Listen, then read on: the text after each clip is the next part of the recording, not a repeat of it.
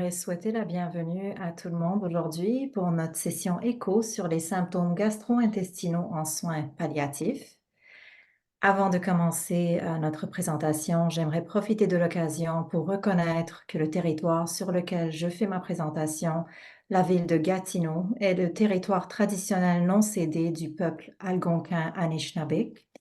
Je reconnais l'oppression historique des terres, des cultures et des peuples originaux dans ce que nous appelons aujourd'hui le Canada et nous sommes reconnaissants d'avoir l'opportunité d'être présents sur ce territoire. Brièvement, le projet Éco en soins palliatifs est une initiative nationale visant à cultiver des communautés de pratique et à établir un développement professionnel continu parmi les fournisseurs de soins de santé du Canada qui s'occupent de patients atteints d'une maladie limitant leur espérance de vie.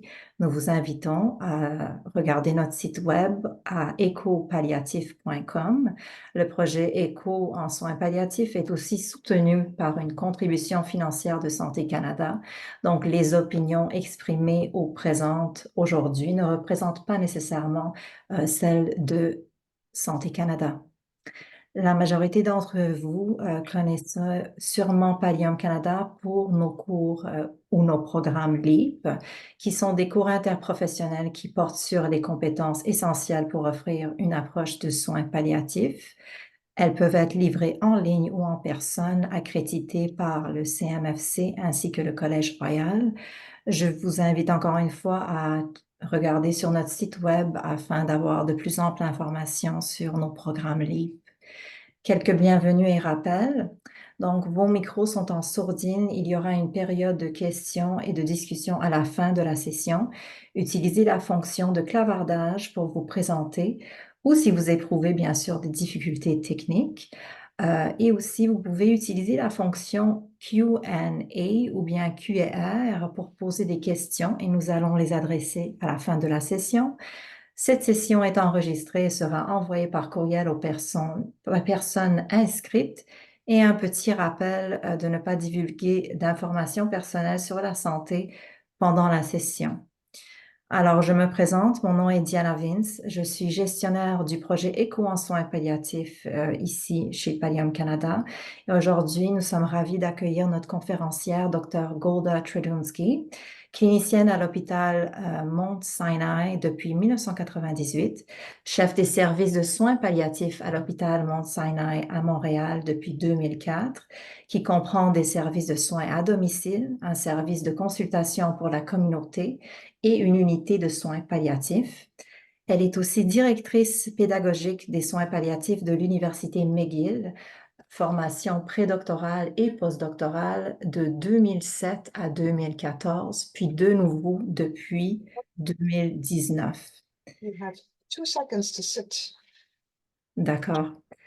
Euh, alors, quelques déclarations. Pour Pallium Canada, nous sommes bien sûr un organisme à but non lucratif. Nous générons des fonds pour soutenir les opérations à partir des frais d'inscription de nos cours et les ventes de notre livre de poche palliatif et bien sûr partiellement financé par une contribution de Santé Canada.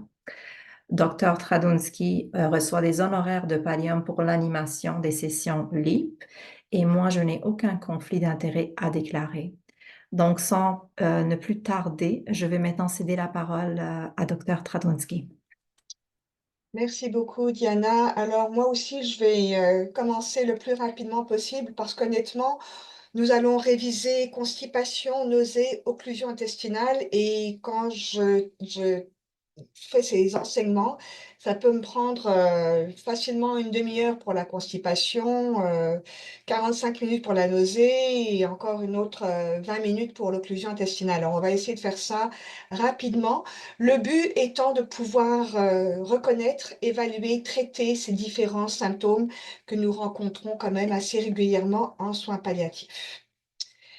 Alors, pour ce qui est de la constipation, quand on veut évaluer, je pense qu'une des premières questions qu'on peut demander au patient, c'est s'il se sent constipé. Et même si ce patient passe des selles tous les jours, s'il se sent constipé, il y a des bonnes chances qu'il soit véritablement constipé.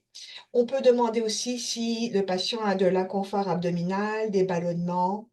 On peut voir si les selles sont dures, si le patient doit vraiment pousser très fort pour pouvoir passer les selles.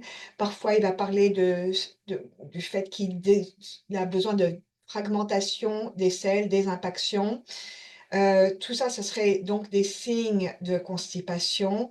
Si le patient parle d'une impression d'évacuation incomplète, là aussi, ça va être un signe qu'il y a probablement de la constipation. Le patient peut parfois présenter de la diarrhée, ce sont de fausses diarrhées et puis il peut y a même y avoir un peu d'incontinence avec ça. Alors là, le patient dit: «Bon, je fais de la diarrhée», il commence à prendre de l'Imodium et comme c'est une diarrhée qui est due à de la constipation, avec l'Imodium, ils sont en train d'empirer le problème et donc la diarrhée et l'incontinence ne disparaissent pas, figurez-vous. Le patient va peut-être vous parler d'anorexie, le patient va peut-être présenter du délirium. Ça peut arriver chez des patients qui sont constipés, surtout s'ils ont tendance à faire, de l'encéphalopathie hépatique, mais aussi chez un patient avec de la démence qui va commencer à être un peu plus agité, ça pourrait être un signe de délirium. Les patients peuvent faire aussi de la rétention urinaire et des infections urinaires à répétition quand ils sont constipés. Donc tout ça peut nous indiquer qu'il y a de la constipation sous-jacente. Donc comme vous pouvez voir, il ne suffit pas de juste de poser la question sur la fréquence des selles. Il faut vraiment aller explorer un petit peu plus parce qu'il y a des patients qui passent des selles une fois par jour, mais ce sont des selles dures, difficiles à évacuer, donc constipées. D'autres patients qui vont passer des selles tous les 3 ou 4 jours, mais ils passent ça avec aise. Les selles sont relativement molles et ils se sentent bien. Donc eux, ils ne sont probablement pas constipés. Tout comme la question sur, la taille et la texture, c'est pas suffisant. Encore une fois, l'exemple de diarrhée, ça peut camoufler une constipation sous-jacente. Alors, comment est-ce qu'on évalue? Eh bien, on peut faire un examen physique naturellement. On va, regarder l'abdomen. Est-ce que le patient est ballonné? Est-ce qu'on peut voir, un peu de masse, qui font protrusion au niveau, de la paroi abdominale? On va écouter aussi, ausculter. On va chercher, s'il y a des bruits intestinaux, un péristaltisme augmenté ou absent, peut-être même des bruits métalliques qui peuvent faire soupçonner un problème d'occlusion intestinale et on va palper l'abdomen. Parfois, on va sentir, des masses qui sont quand même dépressibles, qui respectent un petit peu la paroi du côlon. Quand ce sont des masses dépressibles comme ça, il y a des bonnes chances que ce soit des sels qui soient accumulés dans l'intestin. L'examen rectal est important aussi. On va vérifier l'anus pour, des fissures, des hémorroïdes qui peuvent contribuer à empirer le problème de constipation et aussi au niveau de l'examen rectal, on va chercher des selles et on peut essayer de voir s'il y a des masses, qui obstruent soit, à l'intérieur du canal, du rectum lui-même ou alors, qui poussent sur le canal de façon extrinsèque. Une petite chose à vous dire, c'est que parfois le rectum peut être béant quand on met le doigt. Normalement, la muqueuse est toute, autour du doigt, mais si le rectum reste béant, c'est qu'il y a probablement des selles en amont, au-dessus du rectum qui empêchent, à ce que le rectum s'affaisse comme il fait d'habitude. Donc ça, c'est encore un autre signe qu'il risque d'y avoir des selles, même un fécalome un petit peu au-delà de votre doigt. Un examen facile à faire, une radiographie simple de l'abdomen. On va faire un X imaginaire au travers de l'abdomen. Il y a 4 cadrans, le cadran pour le côlon ascendant, le côlon transverse, le descendant et ensuite le rectosigmoïde. Chaque quadrant peut être noté de 0 à 3 sur 3. 0, c'est qu'il n'y a aucune selle dans ce cadran. 3 sur 3, c'est qu'il y a un cadran plein de sels. Et 1 sur 3, c'est moins de 50%. 2 sur 3, C'est plus de 50 de ce quadrant est plein de sel. Donc, on cumule tous les quadrants, ce qui va nous donner un chiffre sur 12. Et quand il y a plus de 6 sur 12, on peut dire que le patient est constipé. Les radiographies abdominales peuvent être sériées. Comme ça, on peut vérifier si notre traitement de la constipation est efficace. Et ça peut nous donner une petite idée qu'on peut donc plus facilement suivre dans le dossier. Alors, comment est-ce qu'on traite la constipation? Une fois que la constipation est là, il faut traiter et il faudra traiter à tout jamais, surtout en soins palliatifs, parce que nos patients sont très, très fortement à risque de redévelopper de la constipation. Ils ne boivent pas assez. Il faudrait boire au moins 1,5 litre à 2 litres par jour pour éviter d'être constipés. Et nos patients sont souvent loin d'arriver à ce volume d'ingestat. Aussi, ils ont tendance à être plus alités, à beaucoup moins se mouvoir, et donc il y a beaucoup moins de sel. Aussi, ils prennent des médicaments qui risquent de donner de la constipation. Les opiacés c'en est un, mais il y a aussi les diurétiques, il y a des bloqueurs calciques, il y a des antidépresseurs qui peuvent tous contribuer à de la constipation. Donc en général, dès que la constipation s'installe, on commence les laxatifs et on les continue. Alors, la une constipation, s'il y a des selles dans le rectum, il faut en premier s'occuper des selles à ce niveau-là, essayer de faire sortir ces selles parce que, elles risquent d'être dures, elles risquent d'être difficiles à faire sortir et si on utilise uniquement les laxatifs oraux, ça va être énormément de laxatifs avec beaucoup, d'inconfort, de douleurs secondaires aux laxatifs que nous risquons de provoquer si on n'a pas réussi à extirper les selles qui sont vraiment dans le quadrant, inférieure. Donc, les suppositoires, bisacodyl et glycérine, qu'on connaît sous le nom de dulcolax et glycérine, on a tendance à donner les deux en même temps. Les infirmières m'ont bien appris. La glycérine, ça peut aller bien au milieu des selles, c'est pas un problème, parce que ça a tendance à faire une sorte de ramollissement des selles. Mais le dulcolax, lui, on aurait besoin de le diriger plutôt contre la muqueuse, parce qu'il va vraiment provoquer une stimulation du péristaltisme pour essayer d'aider à faire sortir les selles. Lavement à l'eau, surtout si on pense que le patient va avoir besoin de plusieurs lavements.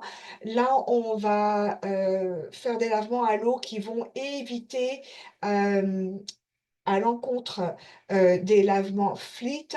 Les lavements à l'eau vont éviter des débalancements au niveau des sels minéraux dans le sang.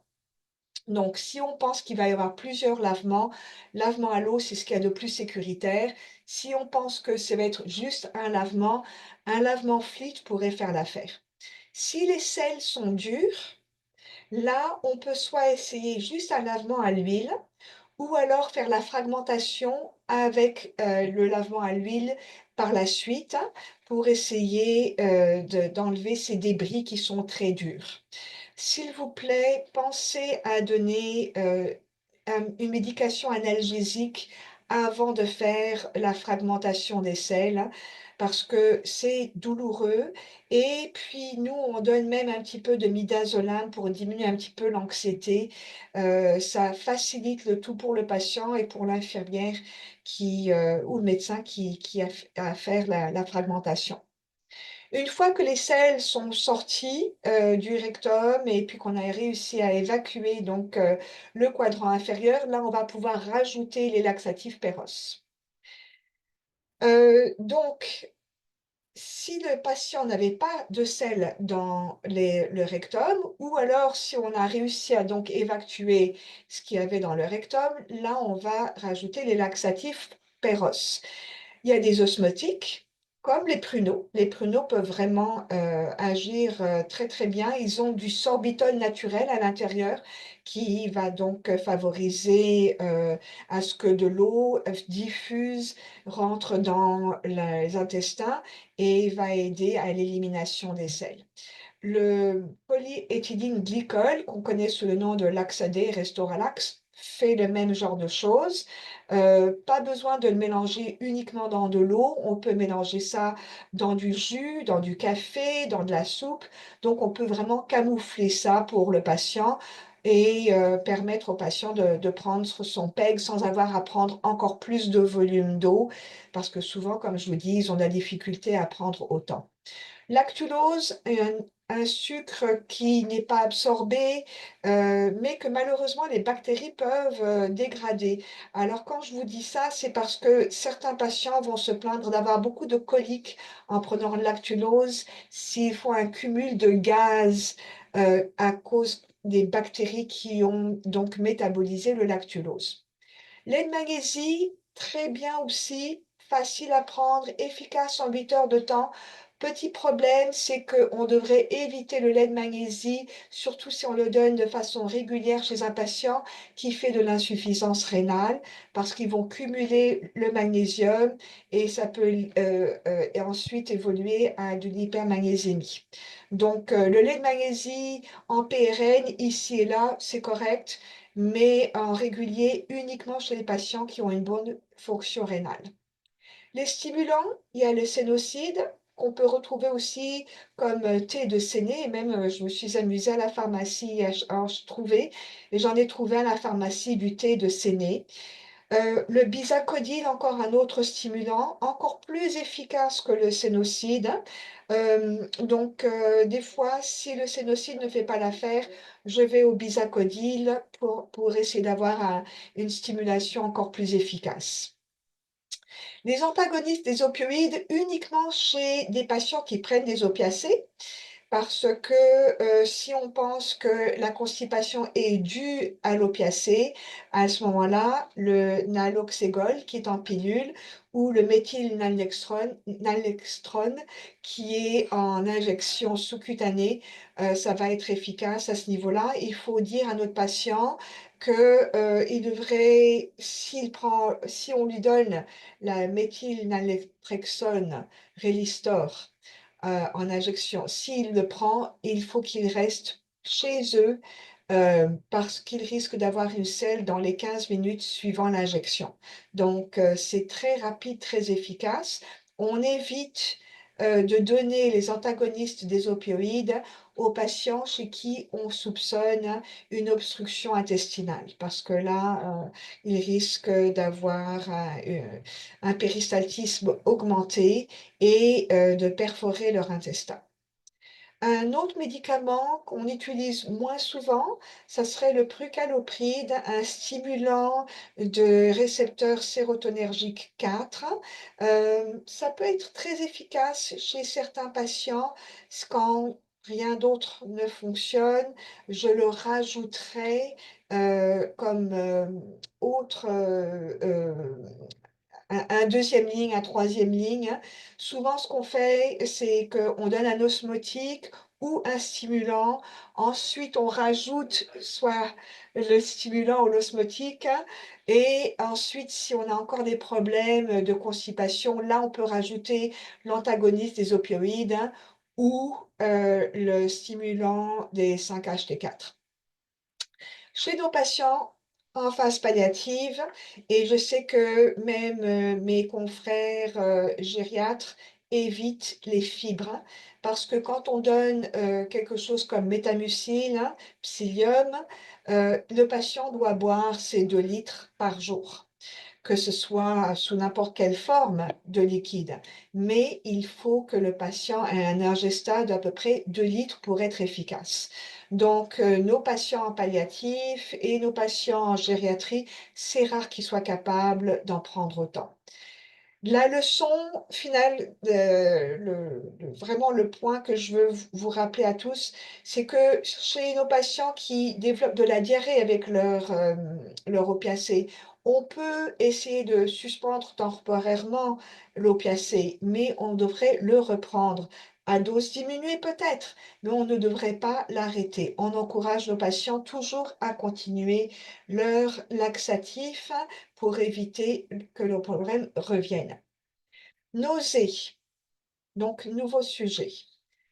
La pathophysiologie, ben, il y en a plusieurs des différentes causes et des fois plusieurs causes à la fois. Donc la cause peut venir de la zone chimioréceptrice qui a été stimulée. Ça peut être une stimulation du tractus gastro-intestinal.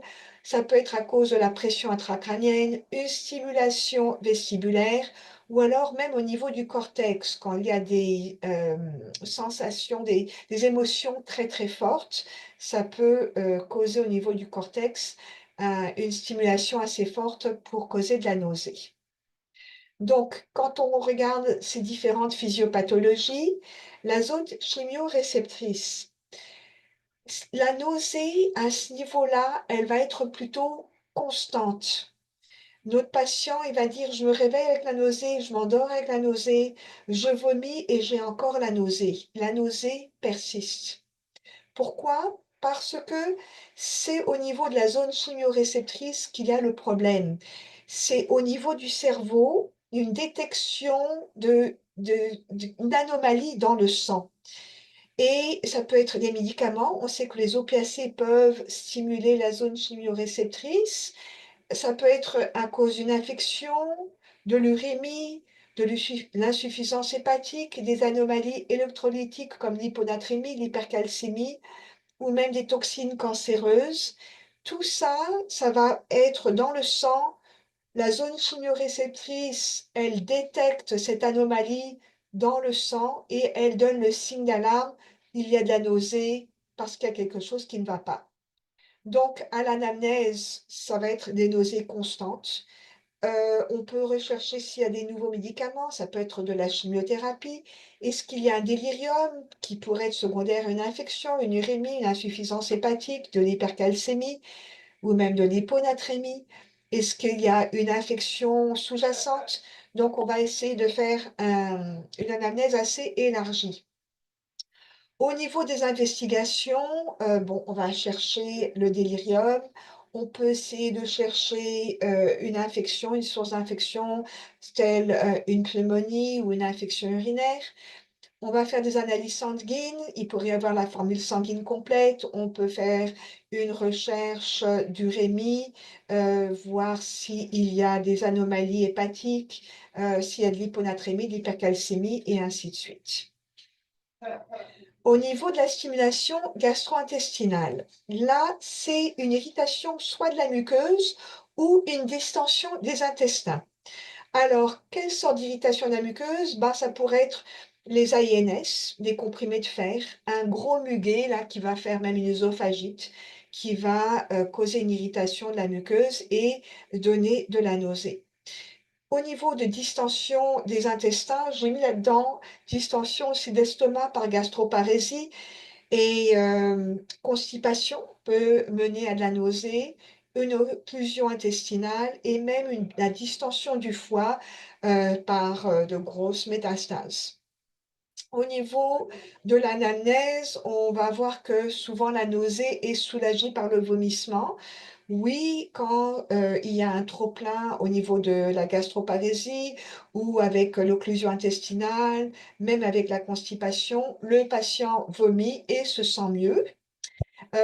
Aussi, s'il vomit le fer, s'il vomit l'INS qui lui aurait causé l'irritation de la muqueuse. On va faire un bon examen physique qui comprend la bouche à la recherche de muguet. On va faire un bon examen de l'abdomen, du rectum, à la recherche de constipation, à la recherche d'occlusion intestinale.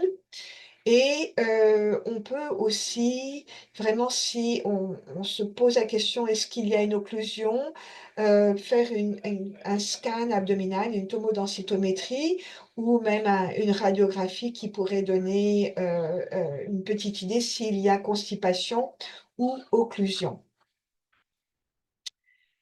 Au niveau de la pression intracrânienne accrue, ça peut être des tumeurs, des saignements, et le patient va nous parler de maux de tête le plus souvent, et ainsi que de nausées, et les maux de tête et les nausées seront pires le matin. Bien sûr, toute la nuit, le patient est couché, avec réaccumulation et redistribution des liquides, dans le corps, va développer, un œdème pire au niveau de ces tumeurs. Donc, le matin, ou au petit matin, va se réveiller avec des maux de tête et des nausées. L'examen neurologique peut être intéressant. On peut peut-être retrouver un papilledème si on fait un fond d'œil. Beaucoup d'entre nous ont de la difficulté à en faire maintenant, mais bon. Un examen neurologique, naturellement aussi à la recherche, de problèmes, moteurs ou de sensibilité. Parfois, il y a juste des changements de personnalité que la famille pourra nous décrire. La lucidité aussi du patient, naturellement, quand le patient est moins lucide, ça peut être plus difficile. On peut naturellement faire un scan du cerveau pour, éliminer une pathologie intracrânienne. Ensuite, stimulation du système vestibulaire, du labyrinthe. Eh bien, là, certains opioïdes peuvent stimuler le labyrinthe, et c'est plus souvent, les médicaments, des opioïdes plus naturels comme la morphine ou la codéine. Ça pourrait être, un petit peu moins souvent, l'oxycodone, le dilodide. Et c'est archi rare que soit, le fentanyl ou la méthadone cause des problèmes de stimulation vestibulaire. Les tumeurs cérébelleuses peuvent aussi, causer excusez-moi, une petite stimulation, et les tumeurs neuroacoustiques en plus. Donc, au niveau de l'anamnèse, le patient va nous décrire des vertiges en premier, suivis de nausées. À l'examen, on va pouvoir retrouver le nystagmus, des nausées reproduites lors des mouvements de la tête, des signes cérébelleux. On peut faire, là encore une fois, une tomodensitométrie, un scan du cerveau ou une résonance magnétique. Le cortex, c'est comme je vous disais, un patient qui a, énormément d'émotions fortes, comme des grosses, grosses douleurs, de l'anxiété, de la dépression. Ils peuvent, ressentir de la nausée, et je vous dirais que c'est un diagnostic d'exclusion. Il faut bien écouter notre patient, lui demander: «Qu'est-ce qui provoque vos nausées?», et des fois, ils vont pouvoir nous dire qu'il y a, quelque chose de plus psychologique en train d'arriver. Moi, j'avais une patiente qui m'a dit: «Je pense à la nourriture et ça me donne la nausée». Donc là, c'est naturellement très psychologique. Une chose à retenir, c'est que, nos patients peuvent parfois avoir plusieurs causes sous-jacentes de leur nausée, et donc cette patiente qui nous décrit, de la nausée en pensant à la nourriture, il est fort possible que ce soit, de la gastroparésie qui ait commencé ainsi. Elle mangeait, au fur et à mesure qu'elle mangeait, elle commençait à avoir la nausée, et finalement elle a associé la nourriture avec la nausée. Donc, quelque chose de très, psychologique. Alors, comment est-ce qu'on traite? Hem, donc, les pas tout de suite. On va en premier parler du centre de vomissement. Alors, toutes ces différentes pathophysiologies vont aller nourrir le centre du vomissement qui se trouve lui aussi au niveau du cerveau en signaux d'alarme: «Je suis nauséeux», et maintenant le centre du vomissement va organiser le vomissement. C'est la partie motrice efférente du cerveau. Et il est possible qu'on puisse agir sur le centre de vomissement uniquement, je me pose la question si ça peut donner un contrôle indirect sur la nausée. C'est possible. Donc, comment traite-t-on les nausées? Alors, il y a toutes sortes de différentes classes d'antiémétiques et certains peuvent agir sur différentes zones, dont physiopathologie. Alors, les antidopaminergiques, quelques exemples, Aldol, méthoclopramide, olanzapine, méthotriméprazine.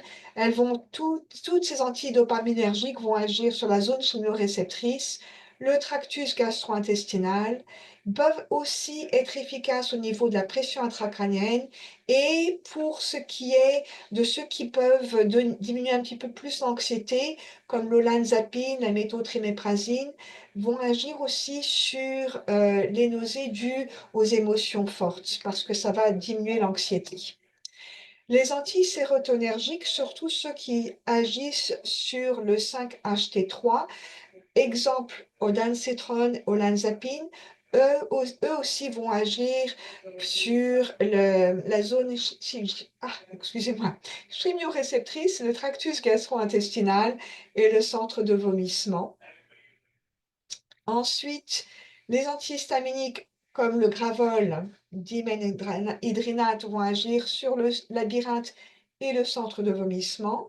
Les anticholinergiques comme la scopolamine et le méthotriméprazine, un petit peu de cette action aussi, vont agir encore une fois sur le labyrinthe et le centre de vomissement.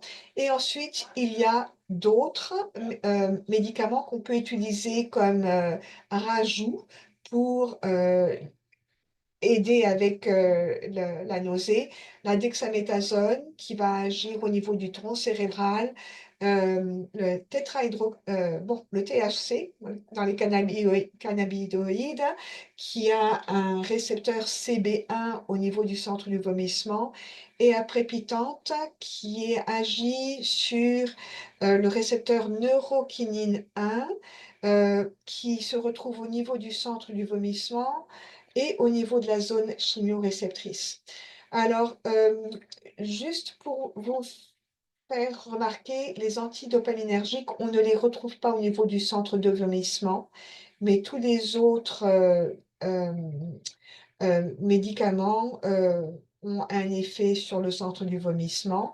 Et donc, voilà. Donc, parfois, il faut prendre un antidopaminergique. Si ce n'est pas efficace, on va rajouter l'antisérotonergique. C'est rare qu'on rajoute l'antihistaminique. C'est plutôt peut-être le rajout d'un anticholinergique qui va être efficace ou le rajout de la dexaméthasone, le THC ou la prépitante.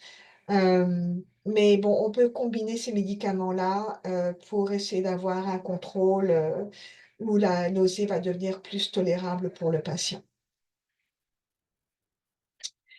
Et ensuite, notre dernier sujet, là je vais à toute rapidité pour pouvoir vous donner l'occasion de me poser des questions. Donc, l'occlusion gastro-intestinale. Il y a deux grands types. Il y a les occlusions qui sont mécaniques, soit par une cause bénigne ou une cause maligne. Cause bénigne, on peut penser à une hernie intestinale, on peut penser à un volvulus, à une intussusception ou même des adhérences. Maligne, soit un cancer ou des métastases qui vont être soit intramurales, extramurales ou intrinsèques à l'intestin. Fonctionnel, ça c'est absence de péristaltisme et là aussi ça peut être d'origine maligne avec des infiltrations au niveau des plexus nerveux des intestins. Encore d'autres façons de les libeller, les occlusions gastro-intestinales, ça peut être au niveau du défilé gastrique, en anglais on appelle ça gastric outlet obstructions, au niveau du petit intestin ou au niveau du gros intestin. C'est certain que selon le type et la hauteur de l'obstruction, il va y avoir différentes sortes de symptômes.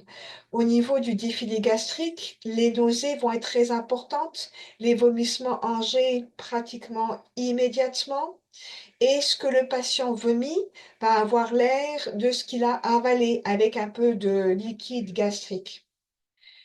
Quand l'occlusion se fait au niveau de l'intestin grêle, là aussi énormément de nausées, des vomissements où il y aura de la bile, donc ça va être jaune ou brun, orangé.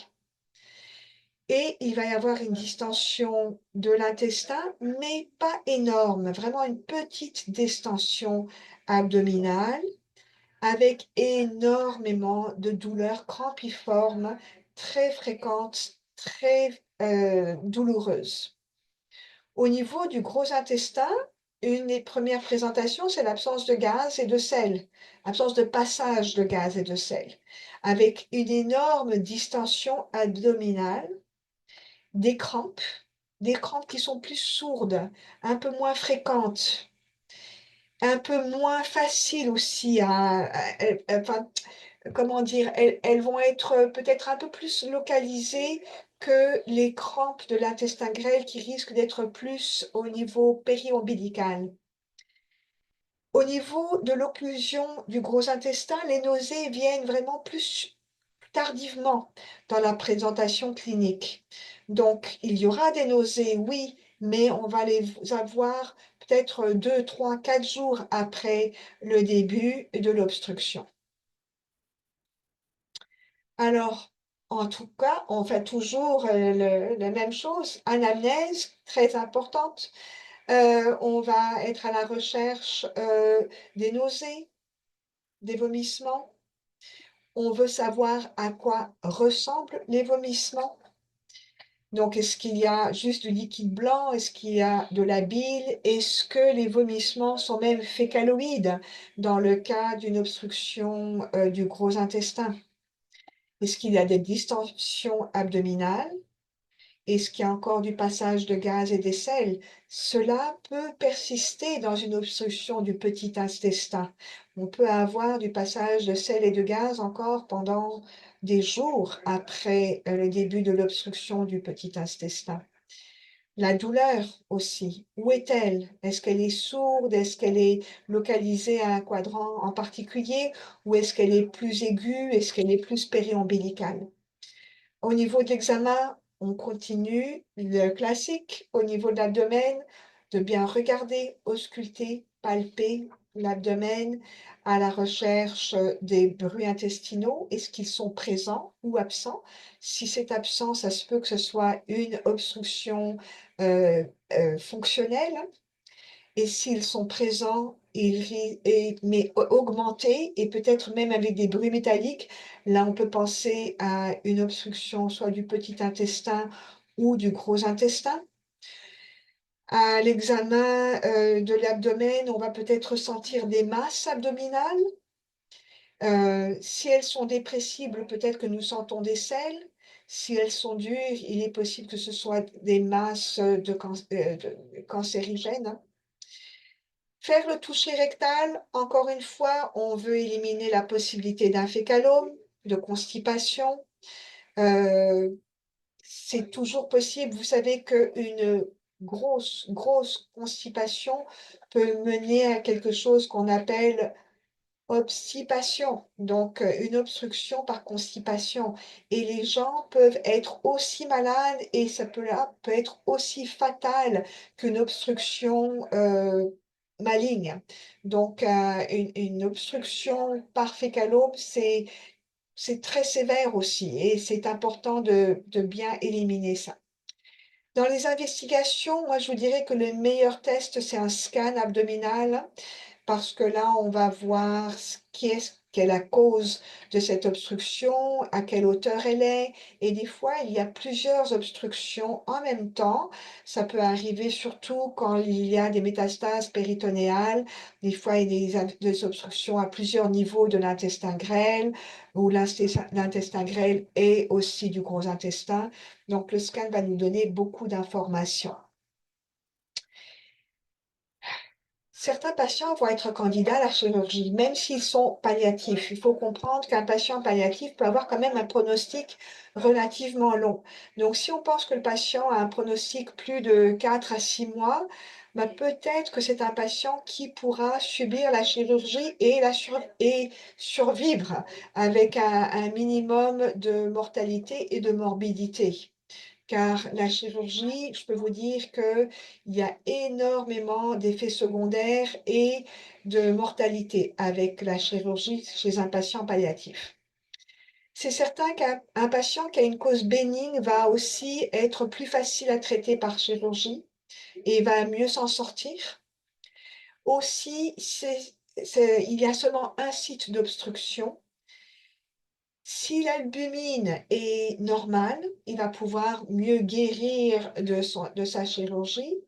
Si le patient n'a pas d'acide, ou du moins un acide minimal qui n'a pas besoin d'être ponctionné à répétition, s'il n'y a pas eu de radiothérapie abdominale antérieurement, parce qu'il y aura moins de fibrose et plus de facilité aussi pour guérir de la chirurgie. Autre forme de traitement, il y a les endoprothèses qu'on appelle stent.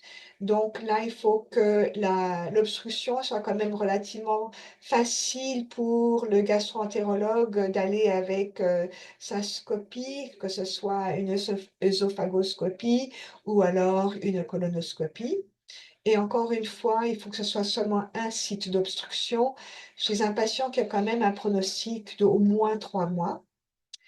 Et si le patient ne peut recevoir ni chirurgie ni endoprothèse, il y a donc le traitement médical palliatif. Et en quoi consiste-t-il? Eh bien, nous allons explorer ça. Alors, on commence par arrêter tout ce qui est péros. On va changer les médicaments, les administrer soit par voie sous-cutanée, transdermique, per rectum. Il y a sublingual aussi, certains médicaments peuvent être donnés en sublingual. Donc, on arrête la voie péros. En anglais, on dit cornerstone, mais en tout cas, des médicaments qu'on va débuter pour toutes les différentes formes d'obstruction, qu'elle soit mécanique ou fonctionnelle, ça va être la dexaméthasone. Le but, c'est de diminuer l'inflammation et l'enflure qui vont faire obstruction soit sur l'intestin ou alors au niveau du plexus nerveux des intestins, en espérant que une fois qu'on a éliminé l'inflammation, l'effet de masse sur l'intestin va être diminué et qu'on pourra peut-être à ce moment-là renverser l'obstruction.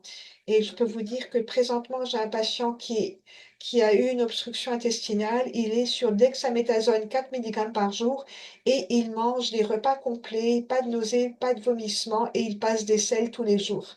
Alors, je suis bien contente pour lui. La Dexa a été très efficace pour renverser son problème obstructif. Quand le patient présente beaucoup de douleurs crampiformes abdominales, on peut lui donner du Buscopan, c'est du butylbromure de scopolamine.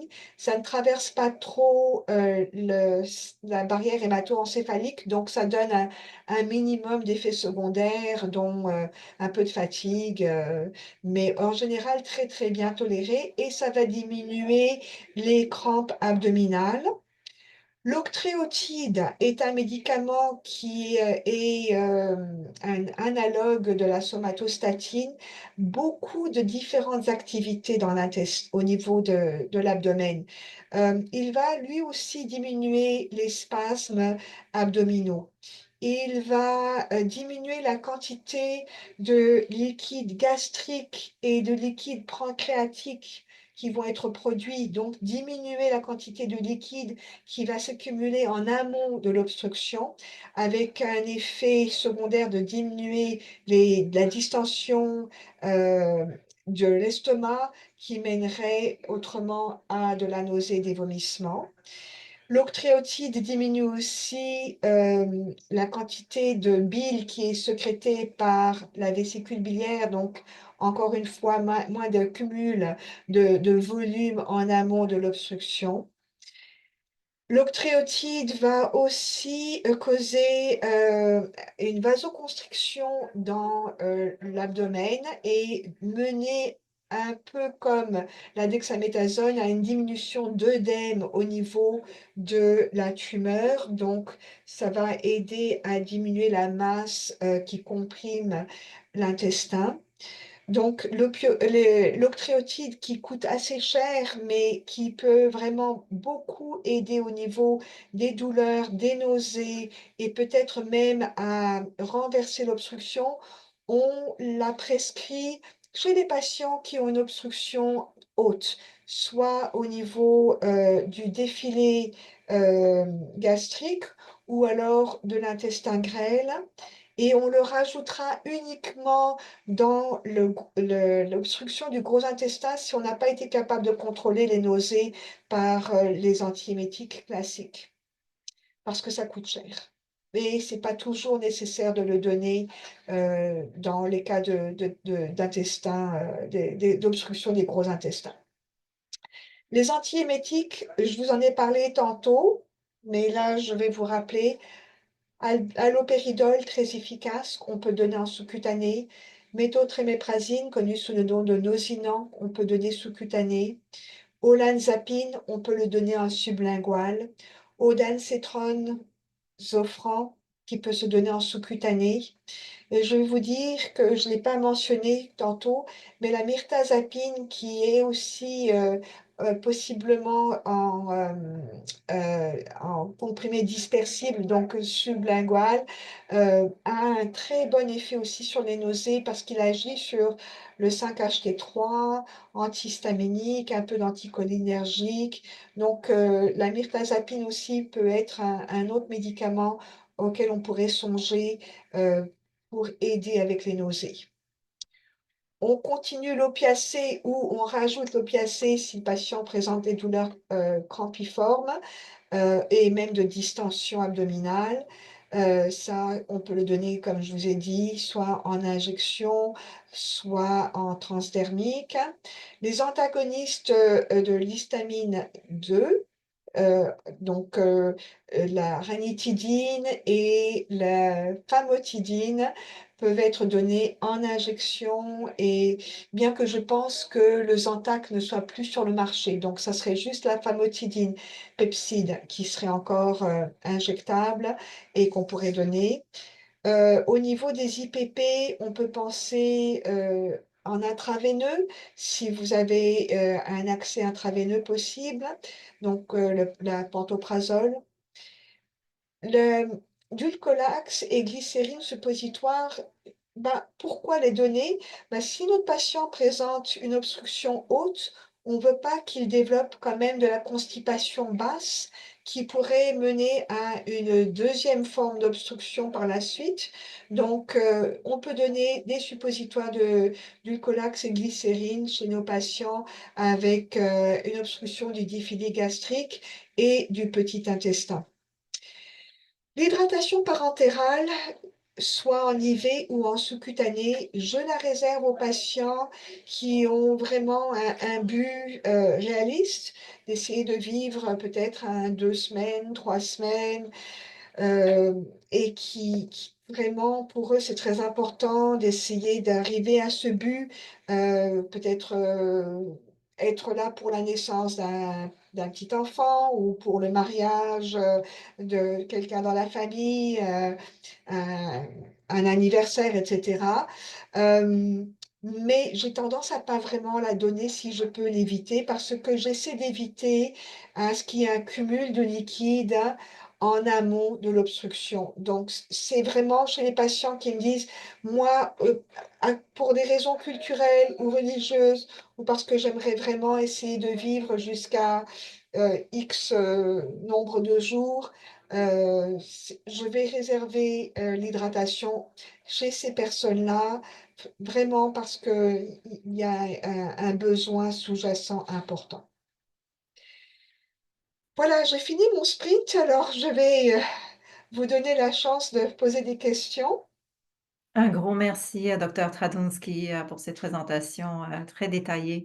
Il y a 2 questions présentement, dans le Q&R, donc je vais les lire à voix haute. La première est: «Et les patients qui sont en fin de vie lorsqu'ils dorment depuis 3 4 jours sans selle?»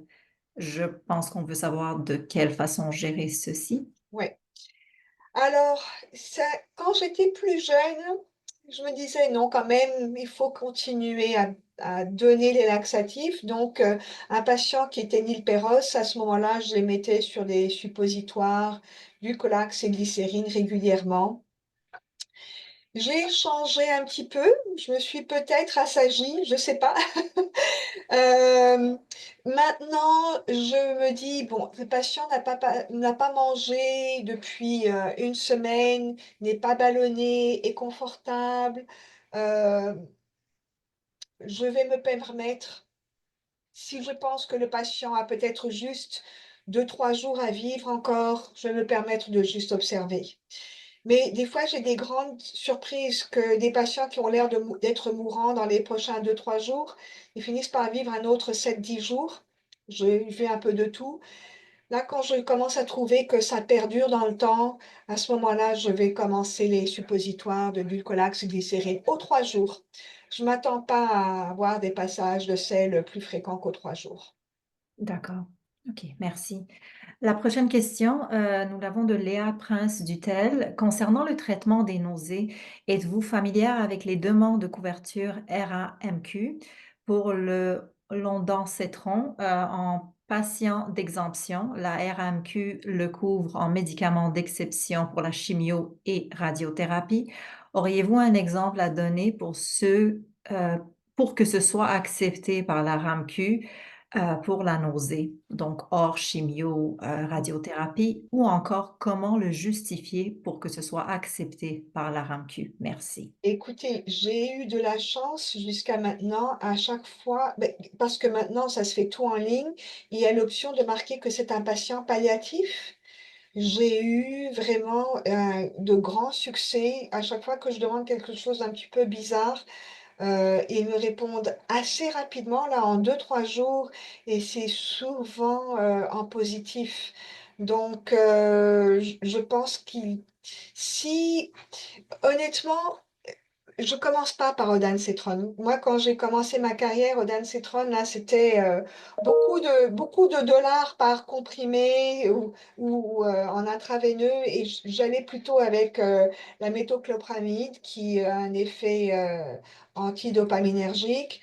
Je pouvais rajouter ensuite olanzapine qui a un effet semblable à l'Odansetron en agissant sur le 5-HT3. Il agit aussi sur le 5-HT2. Mais si jamais votre patient il a encore des nausées malgré, le rajout olanzapine, et que vous voulez persister à essayer d'aller avec le 5-HT3 comme, anti-HT3, allez-y. Je pense que vous aurez pas de difficulté à avoir la couverture RAMQ. D'accord, Ouais. merci beaucoup. Je ne vois pas d'autres questions. Je ne sais pas s'il y avait d'autres personnes qui avaient des questions, si vous désirez, lever la main ou bien poser des questions comme vous voulez. Sinon, ben, on peut passer, à la fin pour conclure. J'ai mis un petit lien de sondage de rétroaction car, nous adorons avoir votre opinion et notre conférencière aussi, a hâte de lire votre opinion sur la session. Un enregistrement de ces sessions sera envoyé par courriel aux inscrits dans la semaine qui suit et vous allez obtenir aussi bien sûr les diapos. Nous vous remercions encore une fois de votre participation. Ah, j'ai une question qui vient de rentrer. De Laurence Bell, expérience méthoclopramide versus excusez-moi pour la prononciation, prochlorperazine pour effet indésirable au niveau SNC. Vous êtes sur mute, docteur Travansky, juste pour. Ouais. Merci de me rappeler. Honnêtement, c'est rare que j'utilise, je pense que c'est le stéméthyle finalement, hein, le pro mmh, oh, en tout cas, oui. Ce qui est intéressant avec le stéméthyle, c'est qu'on peut le donner en intrarectal. Donc ça peut être une option intéressante chez nos patients qui tolèrent pas bien, le Pérose et chez qui on veut éviter, les injections. C'est certain qu'avec la métoclopramide qui traverse, la barrière hémato-encéphalique, on risque de se retrouver avec des effets extrapyramidaux, parkinsoniens par exemple, ou heu, avec des tremblements, mais aussi de l'acathisie qui, peuvent être, vraiment, très problématiques chez certains patients. À ce moment-là, si je veux éviter, la métoclopramide et que le patient est capable de prendre en Péros, je vais aller avec la dompéridone qui, elle, ne traverse pas de façon significative la barrière hémato-encéphalique. Mais ça fait je c'est très rare que je prescrive l'estéméthyle et je préférerais laisser un pharmacien nous décrire à quel point, ça va, pénétrer la barrière hémato-encéphalique. Je suis pas certaine. J'imagine que, bah, le stéméthyle, là, c'était quand même un médicament, heu psychiatrique auparavant, j'imagine qu'il doit traverser la barrière hémato-encéphalique lui aussi et qu'il doit pouvoir, causer des symptômes, de sédation, tout comme le métoclopramide. D'accord, Mais j'ai pas assez d'expérience pour vous parler de ça. d'accord. Un gros merci encore une fois à tout le monde pour votre participation. Docteur Tradunsi, comme d'habitude, un gros merci de votre temps aussi. Nous sommes ravis de votre présence. Et à la prochaine, nous vous invitons encore une fois d'aller sur notre site web pour voir les prochaines sessions écho. Donc, merci à tous. Au revoir.